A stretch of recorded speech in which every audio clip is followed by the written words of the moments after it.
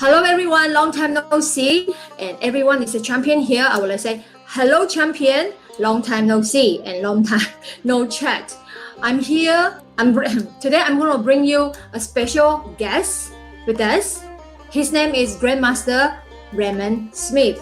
Originally, he's from Dominican Republic, and now he lives in Florida. Okay, you may say, what's so special about him?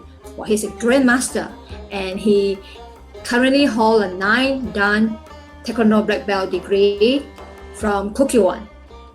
In addition to that, he's so special that he actually met Bruce Lee, the Kung Fu grandmaster, Kung Fu figure, Kung Fu legend, Bruce Lee. He met him back in 1970. So right now we have the privilege. We are so lucky that I invited him to share about his experience with Grandmaster Bruce Lee. Are you ready? So before I do that, let's give him a cheer, give him a drum, and give him a cheer. Here you go. Here you go, Grandmaster Ramon Smith. Welcome. Thank you. Good evening. Good evening. Yeah, good evening. Right now is actually evening time in North America. Eastern Standard Time is about 4:22 p.m. And here we go. We have Grand Master Smith with us, and I would like to introduce you to all of you, and I also would like him to introduce himself so that I don't miss any of the important titles, right? So here you go, Grand Master Smith. Tell us more about yourself. What is your credential and what are your specialties, and we would love to hear from you and learn from you. Thank you, Master Sarah. It's a pleasure to be here with you and all of you, with the viewers. Yes, my name is Grand Master Ramon Smith. I'm from Dominican Republic, 3-time Hall of Famer, including the World Taekwondo Hall of Fame, Grandmaster Girard, who's the president. Yes, I'm the president of el Consejo Dominicano de Maestros y Fundadores de Taekwondo en la Dominican Republic. Es una non-profit foundation that been working with small schools, teachers that are struggling to survive on this time, and we are behind them, preparing the teacher, preparing with seminars and with everything that they need to succeed. So it is a great pleasure for our institution every time that we are able to help one of those masters, owner of schools, and it's very, very rewarding. That's fantastic. I'm sure it's really rewarding also when you got the chance to meet our late Grandmaster Bruce Lee, the Kung Fu legend and the martial arts legend. Tell us more about it. Like, how did you meet him? Let me say clear something. Sure. I am a Grandmaster, a 9th degree, not from Kukkiwon. I'm from ITF.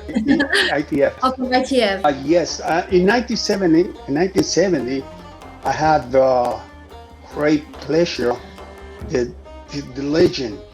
I mean, the greatest martial artist. It was something like, oh my God, it's Bruce Lee. You know, we start knowing from Bruce Lee from the movie, the series, the Kato, Green Hornet, and we were watching. We all following martial artists. So in 1970, our teacher, which the founder of Taekwondo in Dominican Republic, which is we call him the father of Taekwondo, Grand Master Master Jose Ramon Reyes, with Jun Ri, they brought Bruce Lee into Dominican Republic. At that time, wow, it was so amazing because in the 70s, all those Chinese movies were on the air, all these swordmen and all this. I mean, we all, every weekend we were on the movie watching those movies and the duties. So yes, the Grand Master the legend, Bruce Lee, he was there with us. And he started talking to us, and he did a couple of exhibitions. And I mean, the way he taught, he already teaching. He's a philosopher. He took every opportunity to teach whoever was listening to him, and it was amazing. He did various exhibitions. How he did all those movement, kicking, punching, all this fast, and the exercise, the push-ups, all those stuff, and we were amazed. So, and one of the exhibition, he asked who is the fastest one for me to do my presentation. So my teacher at that time, he selected me because everybody said that I was very fast at that time, and well, I'm sure you're still fast now. and so I went up, and here I am in the middle of the crowd with the Grand Master, my hero, this person that I only see on the screen of the TV, he's right in front of me. I mean, I was shocked, and then he was so fast that when I wanted to move, Yeah. he already returning. Oh. You know, I was trying to. I saw him start, but Yeah. I didn't see it finish. So wow, we did a couple of exhibitions like that, but the influence that Master brought into all the youngsters and even the adults at that time, we were all influenced by his teaching. Even we imitate his movement and the way he dressed. I will show you a picture. Yeah, sure. We love to see your pictures. Oh, that was you, right? That was me You look so- imitating Bruce Lee. Oh yeah, with your muscle building and with your dress up, you know, you look like Yeah. There is Bruce Lee with Jose Portela and Rafael Mota in Dominican Republic. There's on other students, and that is the one with the white jacket is Roberto Alvarez, which is our chancellor right now, and the one with the black jacket is Jose Ramon Reyes, which is my teacher at the time. Oh. There is Bruce Lee and Junri on one of the exhibitions, and that you have that picture, I think. Yeah, that was cool. It was in your one of the YouTube channel show that. Exactly, that's Bruce Lee and I.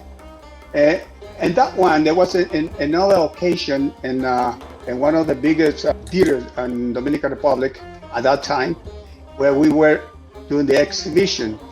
It was so beautiful and fast, and that when we finished, he picked up my hands and congratulated me. But I'm gonna tell you a story about that shirt that he's wearing. I said, "Oh, I think that shirt fit me," and then he said, "Really?" So he went up, he took it off, and gave it to me. And then That's cool. and then I said, "Oh, you need one." So I took mine, I gave it to him. He wore it.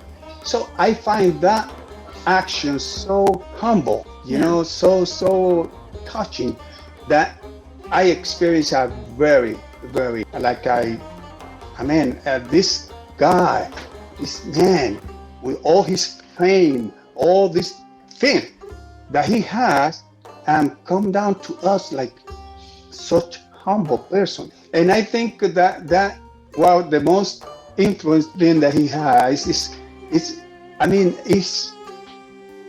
for him to explain anything, he uses symbol, and he teach you how what he want to say to you. And like for instance, in one we were sitting, and he was explaining that us as a martial artist, we should be flexible. We should adapt to any kind of situation. And he took a bottle which has a lot of bubble thing and filled with water. And then he said, you see the water, don't matter how you move it, this way, that way, all the ways it will be level on the top. No matter how you move it, it will be level on the top. So that should be the life of any martial artist. And I think it was so great. Wow. It's so beautiful. And that was him all around. You know, it's very humble, very, you see it on the movies, that attitude, that thing, it's nothing, it was nothing like that, a real person. And I think, wow, it was amazing. When he started with a movie, that Fist of Fury, Big Boss, all those movies, we used to go to those theaters where we're gonna be presented and do an exhibition before the movie started. It was a team of us that we go to that movie theater, do an exhibition with the nunchucks, with a bow, with the side, Yeah. just before the movie started. And one thing that I really liked about it is that he said, well, you know, anything that I do in my movies, anybody could do it if they apply themselves in practice. So you won't see in my movies jumping from top to one top of the building or jumping and flying over the river. You won't see that. Very realistic person and very, I would say, not picky. He was very a person that would like one thing and like the right, like his position, his stance. When he stands, all his balance. I mean, you could see it. Anything that he showed you, he's doing himself, you know. And it was amazing. I'm telling you, it was a great experience for me, knowing Grand Master Bruce Lee. I tip my hat to him. I still now, and I believe that he haven't been another martial artist like him in all these years. Not Jackie Chan, not compared. Cannot be compared with Jackie Chan, right? I don't think so. Well, this is me personally. I don't think it would got to that category. Yeah, for me, I started Taekwondo when I was a kid. What inspires me was Bruce Lee's movement. I loved to watch his movies when I was a kid, and my home had the Bruce Lee's poster, you know, with a different action, you know, like that.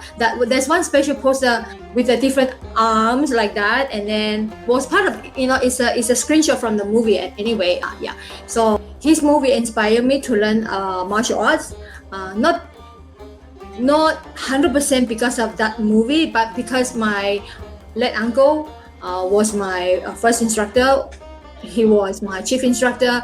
He was a Taekwondo coach, and he asked me if I wanted to learn Taekwondo or not. I don't know what was Taekwondo at that time, and I followed him to his class, and I saw his students move like Bruce Lee. I said, oh, that's so cool. I wanted to be like Bruce Lee. That's how I started Taekwondo. Yeah. So I'm actually really glad you share about your experience about Bruce Lee, and he was so humble, right? And he learned all kinds of equipment. Like, did you get a chance to learn other like, what do you call that? The weapon. Style? Yeah.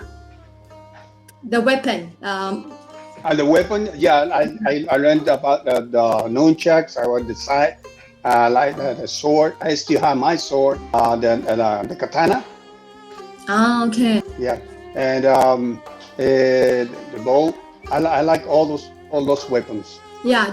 How do you apply his philosophy especially the water, the level of the water, no matter how you move, it stays the same. How would you apply that kind of principle to your students? That's a good question. See, in our society is so many things going on, so many things that are happening in the life of our youngsters, especially, that distract us from the right path. And so, if I see myself in that position, and that I have to blend in, and try to talk to those youngsters come to me when I had my school, and try to make them understand that life is not like the what they are living, and the way they're watching they're on TV, on stuff like that, on the street, and I try to explain, and I use a couple of times the example of Bruce Lee. Sometimes we are in the middle of argument or something that we can't avoid it, and we say, well, listen, we have to be more flexible. Let's see, if we're going this way, where are we going to get? Okay, we go that way, we fight, we beat the Jesus Christ out of this person. What are we going to do with that? And instead, if you stay back and reflect and try to talk out of it, we might gain, not only avoid to have this problem, but we might gain a person, a friend. We probably make understand that we are not here to fight. We are here, bring him in and try to put in the right path. I use it a lot of times as an example. That's really, really thoughtful. I like that. I like the idea, because in life, there's so many times in our life we may encounter struggles and difficulties. Life is not always smooth. So if we can apply this principle to our life, that's really, really helpful, Daily right? life, daily life. Correct. Yeah. I like that. I just remember one thing that he used it in one of the movie. He said, to fight, you need two, and you are only one. So there will be no fight, because I'm not here to fight with you. And that means a lot. Yeah, that means a lot. Remember that the clip, and So his weapon that really stood out to me was the nunchaku. Is that how you call it? Nunchucks. Nunchuck. Depend how you pronounce it, and depend what country are you from. People certain country pronounce it differently. And I remember when I first started, my late uncle, he has so many nunchuck, right? So I like to play with it. I still have that picture when I was holding the nunchuck, and then like that. Hope to share with you, with the viewers here as well. And I'm here also. Yeah, I checked your, the YouTube, and I found that there's a clip where you were actually learning or doing some action with Bruce Lee. Would you mind if I share with you? Share here with you. I'm going to share here. Sure. I'm going to share here. I'm going to share to everyone here. And the screen, I'm going to share the screen first. Here you go. You can see it, right? Yeah. Okay, and then yeah, perfect. So this was you with Bruce Lee. That was so cool. And I'm going to play it, and so that everyone can see it. And when I play it, I'm going to skip so that we can skip the intro. And whoever would like to watch this video, I encourage you to go to YouTube channel and type in Grand Master Ramon Smith and Bruce Lee. You will find this video. Okay. You can see, right? The video is not playing. I see the Oh, the video. Okay, there's some. The video is not playing. Okay, I'm going to stop here, and then I'm going to stop sharing, and I'm going to replay it here. Yeah. Okay, here. screen. Okay, share. Yeah, this is the video that. It's Hector Martinez once again for Urban Kung Fu. And recently I had the honor and privilege of sitting down to lunch with the legendary 3-time Hall of Famer, 9th degree Taekwondo black belt, the one and only Ramon Smith. Ramon Smith is also famous for participating with Bruce Lee in a demo back in 1970 in the Dominican Republic. It was just an amazing afternoon. Ramon Smith sharing stories with him and Bruce Lee and Rachel at Angela Mao's restaurant, joined by Anna and her son Thomas and our dear friends. So here is our short video. That's very nice. Yeah, nice. That was a good video clip, eh? Capture you right with You were the same weight and built as Bruce Lee, because I know you were very thin in 1970. Well, You were the same weight with Bruce Lee? It's about. because Bruce Lee was 135 pounds. Wow. That's an influence of Bruce Lee. What was the demonstration that you did with him back then? When you heard about that that accident, he passed away, and how did you feel? Lightning fast. Actually, personally, I Grand Master Smith, was he the fastest that you've seen of a martial artist? Or was anybody close or faster? I was there because I couldn't back that he has passed away. Like, I really don't, at this point, I don't buy the, it was devastating Is any of that at on that video? time, Just for especially I was invited to, because my English, it was so even worse than now. So, a Grand Master Chung even sent me a set of tapes for me to learn English, at least the basic, you know. And Yeah. when that happened, it was devastating. Yeah, there are so many kind of speculation how he Yes. died. So we don't know which one that we should believe. How would Exactly. which one would you believe? Like which one do you think is the truth? Hard to say, but I think that's all business related. I think it is some kind of interest behind everything. And then I see they're acting with Brandon Lee too. You know, and how could that happen? You know, Yeah. that's question that I have in my mind. Why? How could that happen?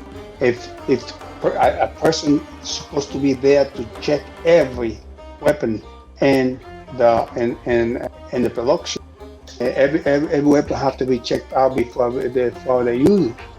So how a real bullet was in there? I don't know. It just hurt me very bad when I heard that. Yeah, it's very sad. It's very sad, and yeah, it's very sad. And for those who would like to learn more about it, you can Google search Grand Master Ramon Smith with Bruce Lee, and if you'd like to find out how did Kung Fu legend Bruce Lee pass away, you can also find it online. And there are so many type of speculation. So yeah, you can judge yourself. And for those who don't know what is nunchuck, people say nunchaku, and I'm going to share with you here, in case you don't know what is that. It's a kind of weapon that you use to attack and also to defend yourself. It's made of two sticks. Yeah. So this is Bruce Lee with his favorite weapon, nunchuck. Yeah, they're made of different type of material. They have the wood one, they have the plastic one. It depends how you treat it. If you want really a good weapon, maybe you get the one made from steel, right? Yeah, you can hit people and offend, defend yourself and so not hitting people, but, for yourself. If you want to practice, I would recommend the rubber one, because you could get hurt. Yeah, exactly. When I first started with the wood one, I tried to swing it and exactly boom, I hit on my head. Yeah, you must practice with the plastic one. Once you get used to it, then you change the wood one or eventually the metal one in the future. But the metal one is Yeah, really a lot heavy. of times I got hurt with those. Yeah, so And it's about time now. And thank you so much, Grandmaster Ramon Smith, Grandmaster from ITF 9 Dan. As you heard from the YouTube just now, 3 times Hall of Fame inductee. So thank you so much, Grandmaster Smith, for sharing your experience, and we learned so much today. And for those who would like to follow Grandmaster Smith, there is a contact number there. You can contact him at rsmith, RMSMITH 623 at msn.com. You can see it on the screen here, or I spell it once again. Is R Smith, his first initial R, and then Smith 623 at msn.com.